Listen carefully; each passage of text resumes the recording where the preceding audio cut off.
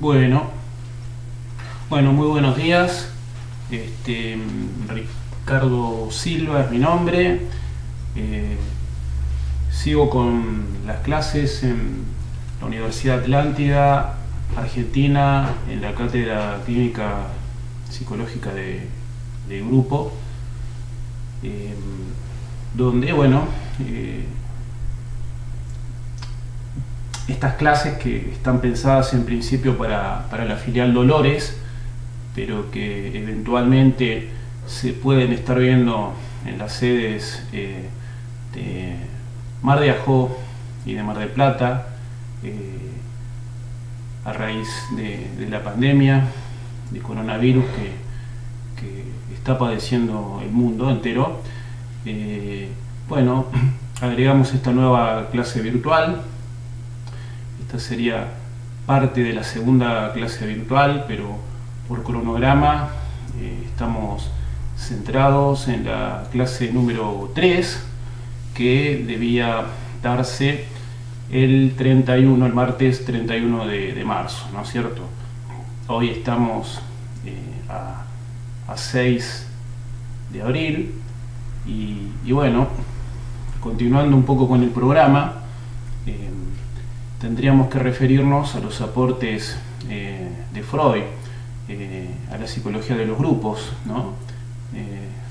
Retomando un poco las clases anteriores, donde vimos los aportes de Kurt Lewin y de Jacob Levi-Moreno, ¿no? Dentro de lo que Ana María Fernández ubica como primer momento epistémico, en su interrogación acerca de cómo se fueron construyendo los conocimientos acerca de los grupos. Ella ubica, Ana Fernández, en ese primer momento a los autores que hemos visto, ¿no? A Lewin y a Moreno, autores que de alguna manera inauguran los dispositivos grupales, inauguran el campo grupal en función de esta lógica proveniente de la psicología gestáltica, de que el grupo se mueve, los grupos humanos se mueven según reglas de totalidad que superan el comportamiento de las partes individuales, de los componentes individuales, esta idea de ese plus grupal donde la totalidad supera, ¿no es cierto?, las producciones de cada miembro, ¿no es cierto?, donde se da toda una serie de entramados, ¿no?, fuerzas de cohesión vinculadas a las necesidades, ¿no es cierto? Y todo esto, que como hemos visto, lo estudió profundamente Lewin, como esto lo aplica en un contexto de terapia de grupos, vinculado a los ejercicios de dramatización y revivencia que aportó Moreno. Estos, fueron autores, según esta óptica de Ana Fernández, que abren a que se empiece a estudiar las legalidades que permitirían entender qué sucede cuando se trabaja con grupos, ¿no? Y sobre todo con grupos artificiales donde hay coordinación. Hoy, queríamos empezar a compartir los aportes de autores del segundo momento epistémico. Ana Fernández, en ese sentido, toma los aportes provenientes del psicoanálisis, ¿no?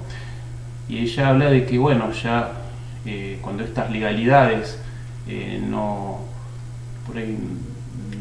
bastaban los aportes de la Gestalt, el hecho de profundizar en esas legalidades lleva a algunos autores a hablar de organizadores grupales, ¿no? Y de organizadores más precisamente fantasmáticos, ¿no es cierto?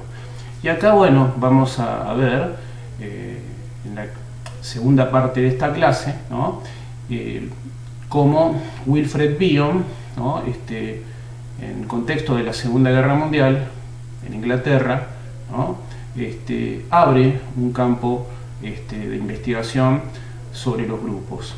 Pero no podemos eludir los aportes de Freud, ¿no es cierto? Si bien Freud no teorizó directamente sobre los grupos, escribe algunos textos sociales más que importantes, ¿no?, de los cuales venimos eligiendo desde hace años en la cátedra, el texto Psicología de las masas y análisis del yo, que es de 1921, es un texto que tiene casi 100 años, ¿no? Lo comenzó a escribir en febrero de 1920, ¿no?, hace 100 años, ¿no es cierto? Pero bueno, lo edita al año siguiente, en 1921. Y bueno, en este texto Freud, como decíamos, si bien no estudia los grupos, pero abre toda una serie de interrogantes, de planteos, ¿no?, de hipótesis que van a servir en gran medida a los psicoanalistas que se dedican a trabajar con grupos, ¿no? Es importante recordar algunos aspectos, ¿no?, de la teoría psicoanalítica, ¿no? La pensamos como una hipótesis motivacional que procura explicar los trastornos psíquicos, ¿no?, que se vale de una psicopatología basada en la naturaleza del conflicto intrapsíquico, ¿no?, a partir de la idea de una pugna, un conflicto, una oposición entre fuerzas instintivas que, bueno, justamente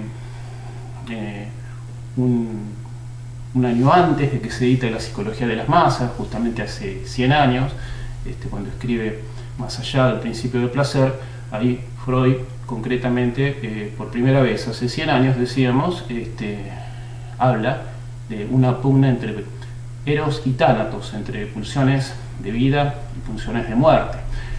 El psicoanálisis sabemos que parte de la base que las perturbaciones sintomáticas, lo manifiesto, digamos, en un comportamiento patológico, se considera que es la expresión de conflictos subyacentes, no es el conflicto en sí mismo aquello que se manifiesta en el síntoma, ¿no? Y la raíz está en esa actividad inconsciente que se va a procurar investigar, ¿no? El trabajo terapéutico del psicoanálisis no está dirigido a la supresión del síntoma, sino a la elaboración de los conflictos que están de base, ¿no?, a los conflictos subyacentes, ¿no? Es importante también, consideramos, recordar cómo define el manual de Laplanche y Pontalis, en el manual de psicoanálisis, cómo define al psicoanálisis. Lo plantea como un método de investigación de los procesos inconscientes, pero también como un método psicoterapéutico basado en la interpretación controlada, tanto de la resistencia, de la transferencia y del deseo, ¿no?, y que está dirigido a la atención de trastornos neuróticos. También Laplanche y Pontalis refieren al psicoanálisis como un conjunto de teorías psicológicas y psicopatológicas basadas en los aportes del método analítico de investigación y tratamiento. Bueno, se considera que el texto Psicología de las masas y análisis del yo es el punto de partida de la psicología social. En nuestro medio, en nuestro país, Enrique Pillón Rivera así lo afirma. Allí Freud plantea que no es posible pensar una psicología individual por fuera de la interacción, ¿no?, por fuera de pensar al sujeto como constituyéndose en relación al semejante, en relación a los otros. O sea, no se podría pensar una psicología individual por fuera de los vínculos, ¿no?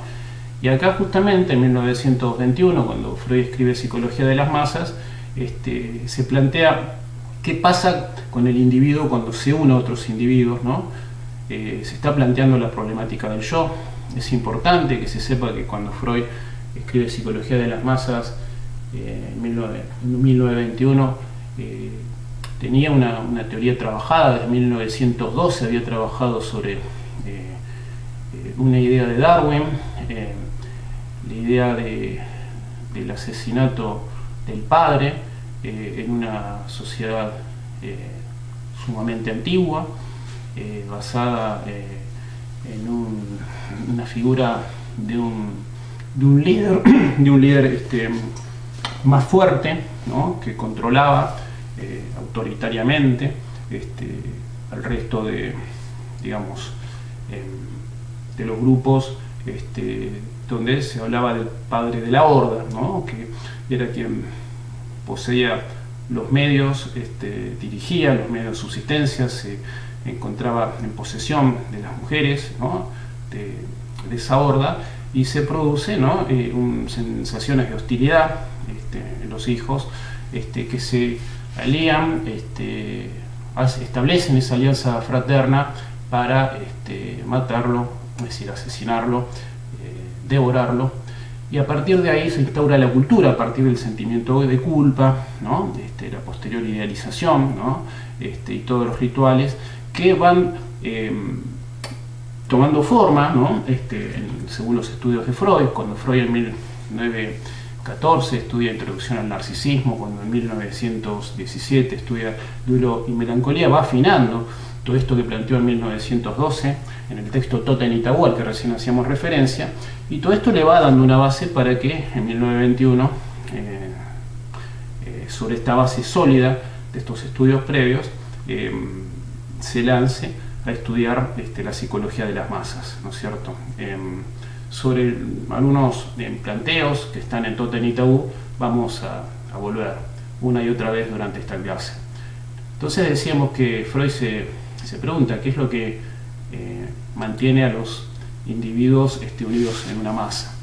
El texto son alrededor de 70 páginas, ¿no? Donde Freud examina en distintos capítulos que tienen una hilación lógica aspectos sumamente importantes. Por ejemplo, en la introducción habla concretamente del análisis de la influencia sobre el individuo de un conjunto de personas, y acá se refiere puntualmente al lugar que el otro tiene, ¿no? Que los otros tienen, que los semejantes tienen para nosotros, ya sea como objeto, ya sea como modelo, ya sea como auxiliar o ya sea como adversario, ¿no? En esta introducción se plantea, se pregunta si existe la pulsión social, ¿no? A medida que va razonando, que va escribiendo, que va reflexionando el mismo Freud. Plantea como que la pulsión originaria no es la pulsión social, se mantiene en que las pulsiones de autoconservación y las pulsiones sexuales son las originarias, y en todo caso la pulsión social se le atribuye a la familia, al principio, ¿no es cierto? Es muy importante el capítulo que le sigue, donde Freud establece un debate con Le Bon, que poco antes, ya por fines del siglo XIX, escribe sobre el alma de las masas, sobre el texto Psicología de las Multitudes. Le Bon, a quien Freud había leído profundamente, ¿no? Considera, este autor, Le Bon, la alteración del individuo en una masa, ¿no? No se centra en lo que sí toma Freud, que es ver qué es lo que los mantiene unidos, pero bueno, no obstante, Le Bon hace un estudio profundo donde detecta básicamente tres elementos, ¿no? Que en una masa el individuo siente un poder, ¿no? Toma un sentimiento de poder ligado a la invencibilidad, ¿no? El sujeto se siente invencible, ¿no? En una masa. Y en esto, bueno, tiene mucho que ver esta entrega a lo instintivo, ¿no es cierto? Otra sensación que aparece en la masa es el efecto de contagio, ¿no? Es como un fenómeno hipnótico donde se sacrifica todo lo que es el interés personal a lo que es el interés colectivo, ¿no? Se produce una transformación, ¿no es cierto? Insisto, con este sentimiento de invencibilidad, con este efecto de contagio, y un tercer componente que detecta Le Bon, que es la sugestionabilidad, ¿no? Que tiene que ver con la sugestión, con la caída de las defensas, ¿no? Generalmente la fascinación en que cae una persona hipnotizada, ¿no? Que se comienza a mover como un autómata, ¿no? Acá, digamos, reflexiona Freud acerca de la obra de Le Bon, y bueno, plantea que así como en el sueño, así como en la hipnosis, en la masa, ¿no?, ante una gran cantidad de individuos, cae el examen de realidad, ¿no? El comportamiento de un individuo cede ante los deseos, ante las mociones de deseo, dice puntualmente Freud, ¿no es cierto? Y, digamos, a partir de la lectura profunda de la obra de Le Bon, dice que no, este autor no profundiza en lo que le ocurre al hipnotizador, más allá de que está guiado por ideas que lo fascinan. Le Bon habla del prestigio, ¿no es cierto?, que de alguna manera mueve y genera una influencia. Habla como que el hipnotizador cuenta con algunas cualidades especiales por las cuales logra ese efecto de hipnotizar, pero no profundiza según la óptica de Freud. O sea, Le Bon queda como que el sujeto en la masa cae en la sugestión, ¿no es cierto? Pero bueno, justamente en el siguiente capítulo, en uno de los capítulos siguientes, Freud va avanzando en su análisis y plantea que esta sugestión no se da por cualquier cosa, se da porque hay una cohesión entre los individuos, que es por influjo de sentimientos amorosos, ¿no?, por influjo de Eros, dice más precisamente Freud. Para Freud lo que mantiene unidos a los individuos en una masa no es la sugestión en sí, por sí misma, ¿no?, sino el deseo de amar y de ser amados, ¿no es cierto?, ¿no? Ya hay una teoría de la neurosis, hay una concepción libidinal, ¿no es cierto? Entonces él explica esto y lo va a fundamentar en los capítulos siguientes. Otro capítulo importante de psicología de las masas es donde Freud habla de las masas artificiales, que pone como ejemplo tanto al ejército como a la iglesia. Él habla de distintos tipos de masas, masas efímeras y masas duraderas, habla de masas homogéneas y de masas no homogéneas, ¿no? Y habla de masas naturales y de masas artificiales. Las masas naturales pueden ser la familia, pueden ser los grupos espontáneos, pero cuando refiere a las masas artificiales hace una serie de distinciones importantes de recordar, como que las masas artificiales tienen un alto grado de organización, son duraderas, desarrollan mecanismos protectores contra su propia disolución, ¿no? Y circula, ¿no?, en las masas artificiales que plantea Freud, la ilusión de que hay un jefe, ¿no?, que ama a todos por igual, ¿no? El ejemplo concreto de la iglesia habla de que, bueno, todos estarían unidos por el amor a Cristo, ¿no?, y el amor común a Cristo. Amando a la mayoría permite el amor de los miembros de ese grupo que sigue a Cristo entre sí, ¿no? Entonces acá esto se repetiría en el ejército, ¿no?, en cuanto a la figura de los generales, pero acá se detecta una doble ligazón: el amor al conductor, que amaría a todos, y el vínculo con los otros, con el conductor que guía y que sirve de nexo, ¿no?, y que sirve de modelo para que se produzca el vínculo con los semejantes, bajo el amor de la misma figura, del mismo líder, del mismo jefe o del mismo conductor, ¿no? Freud, como no estudiaba grupos, no hablaba del coordinador de grupos, hablaba del jefe, hablaba del conductor, ¿no es cierto? Y que, bueno, justamente ese amor a esa figura, a ese conductor, a ese jefe, es lo que permitiría la unión. Y habla de que en circunstancias donde se pierde ese conductor, pues se podría caer en el pánico, ¿no? Se podría caer en la disolución, digamos, de las defensas.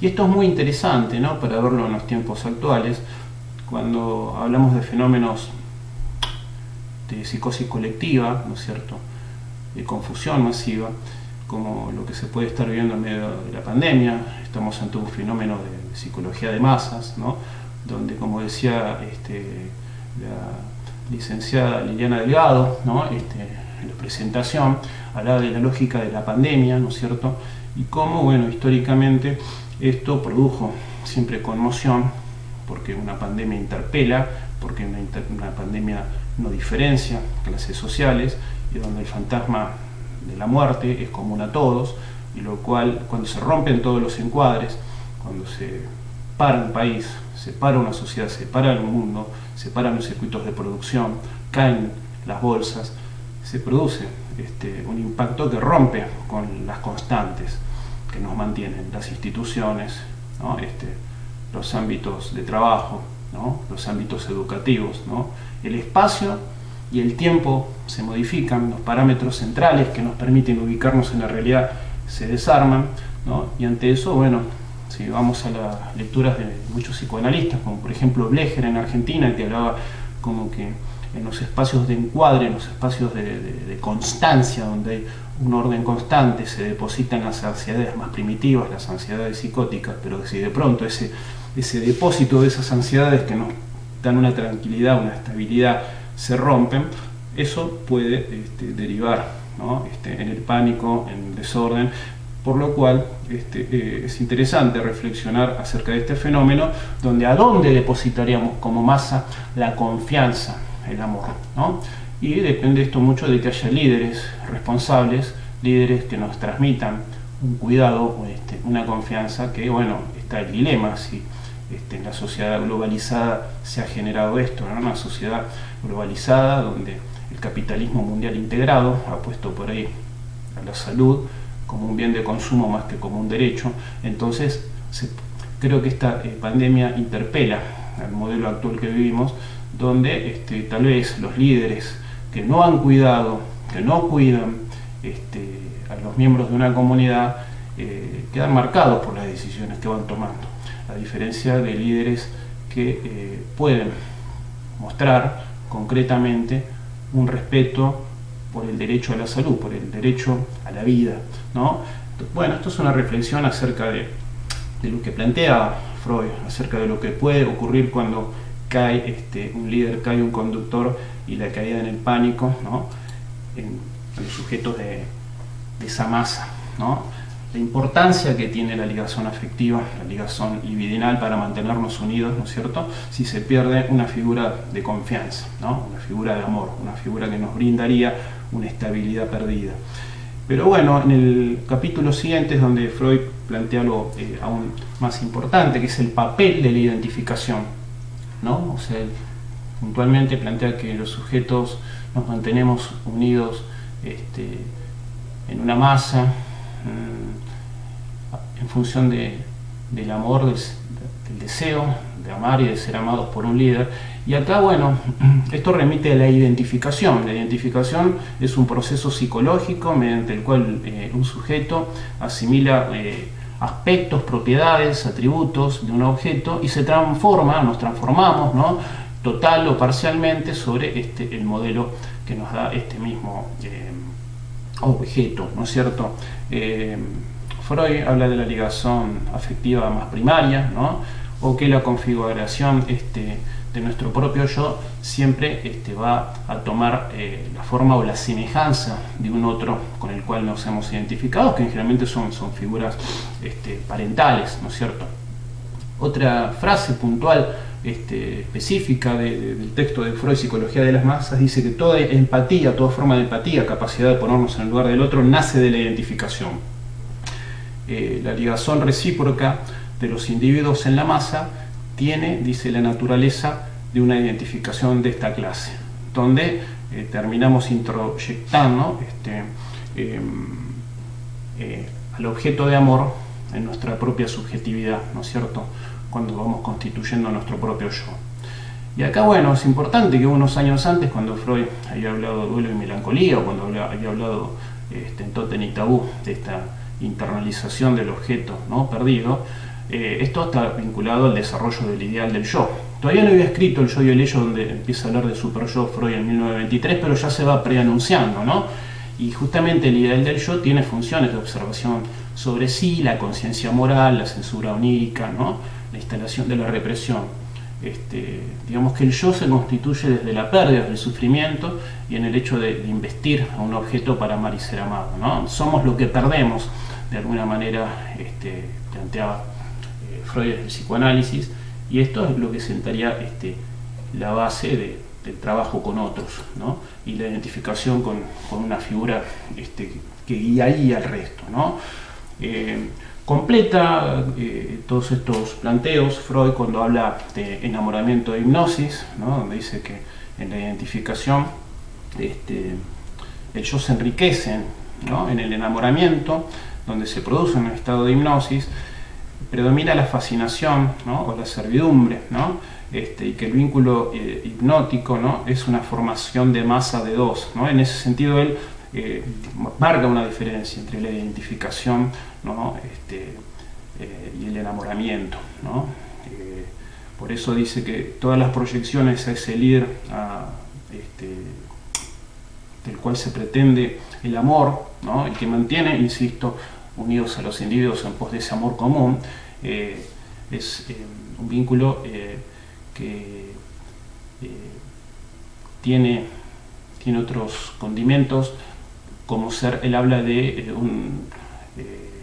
tiene que haber un objeto donde está la meta inhibida, ¿no? Donde no se vuelcan masivamente pulsiones deseantes sexuales en forma directa, ¿no? Él habla de una identificación que es lo que permite esa forma de respeto, de cuidado, de seguimiento.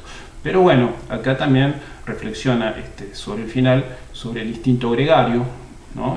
Sobre el final de este texto, donde dice que bueno, el instinto gregario no está al mismo nivel que las pulsiones de autoconservación y las pulsiones sexuales, ¿no? Dice que todo sentimiento social, reitera, descansa sobre la identificación, y que, otra cosa importante, el hombre no es un animal gregario, sino que es un animal de horda, ¿no? Que siempre estaría dirigido por un jefe. Acá, bueno, uno de los últimos capítulos donde habla de la masa y la horda primordial, bueno, acá volvemos a Totem y Tabú, donde dice que la psicología de las masas es la más primitiva del ser humano, ¿no? Es lo que permite la salida hacia el mito, ¿no? Porque bueno, se parte de esta idea, todos los miembros son amados, o sea, aman a un jefe en común, pero la característica de este jefe es que no está obligado a amar al resto, ¿no? Acá analiza un poquito las características del poder misterioso del hipnotizador o del jefe, ¿no? Que es alguien que habilita lo inconsciente. Freud acá hace algunas distinciones interesantes, ¿no? Porque habla del magnetismo animal, ¿no?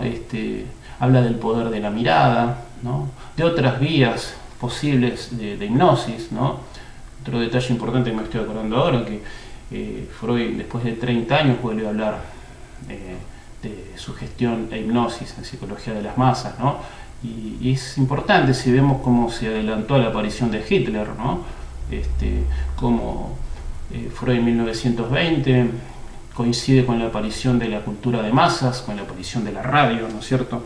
Y de alguna manera, antes de que aparezca la televisión, aunque ya había aparecido el cine a fines del siglo XIX, Freud habla de otras formas de capacidad de hipnosis, donde dice, más allá de la mirada, más allá de las palabras, más allá de los tonos de voz, uno se puede hipnotizar ante un objeto brillante. Fíjense cómo por ahí, acá Freud se estaba adelantando sin saberlo a la televisión, ¿no? Un instrumento de hipnosis masiva que tuvo un impacto enorme durante el resto del siglo XX, ¿no?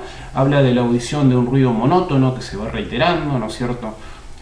Manejo de ciertas palabras, o sea, de ciertos gestos que al oyente lo hace caer en otro estado de conciencia más próximo al sueño, ¿no? Más próximo a la sugestión, ¿no? Y otra cosa que ocurre sería que ante un hipnotizador se pierde el interés por el mundo exterior.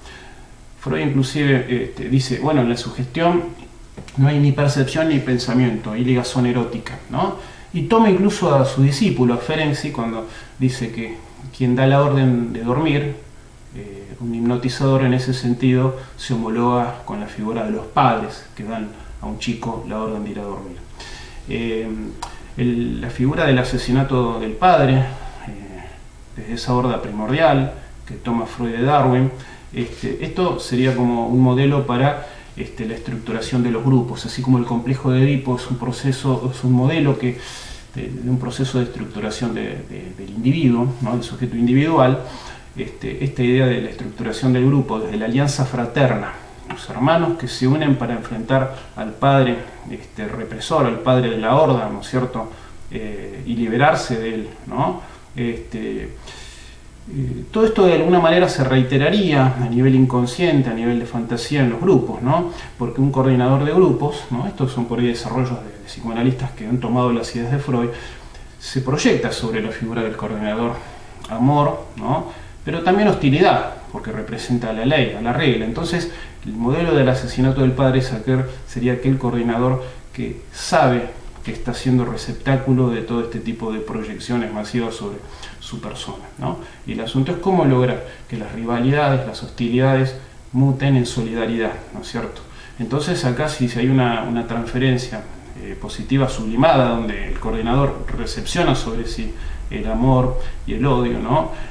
Uno sabe que lejos de pensar en los mismos términos que lo planteaba Freud, como que se necesita un coordinador autoritario, tipo padre de la horda, lo que se pensaría, más que en una masa artificial, sería en un colectivo autogestionario, donde haya un coordinador capaz de correrse de ese lugar de padre de la horda para ceder, o sea, dejarse matar, entre comillas, simbólicamente, para abrir camino a que los miembros del grupo encuentren su propio camino desde la alianza fraterna, ¿no? Trascendiendo esta identificación, donde primero puede estar la figura, insisto, del asesinato, devorar al padre, posterior sentimiento de culpa, identificación, ¿no es cierto?, para tomar todo aquello que, bueno, da lugar a la constitución, a la estructuración del psiquismo sobre la base del control de impulsos, sobre la base de la instauración de la represión, sobre todo de la pulsión agresiva y de la pulsión sexual, ¿no? El pasaje a la exogamia, ¿no?, a que los miembros de la horda primitiva, ¿no?, se vinculen con miembros de otros grupos, ¿no es cierto?, y establezcan otro ordenamiento donde se prohíbe la violencia. Esto daría la base de la cultura, de la civilización, y que, bueno, entendemos que es un aporte fundamental de Freud al grupalismo. Bueno, hasta aquí terminaría, hasta aquí seguiría la clase vinculada a los aportes de Freud desde su psicología de las masas. Vamos a continuar más tarde con los aportes de Wilfred Bion, Escuela Inglesa de Psicoanálisis.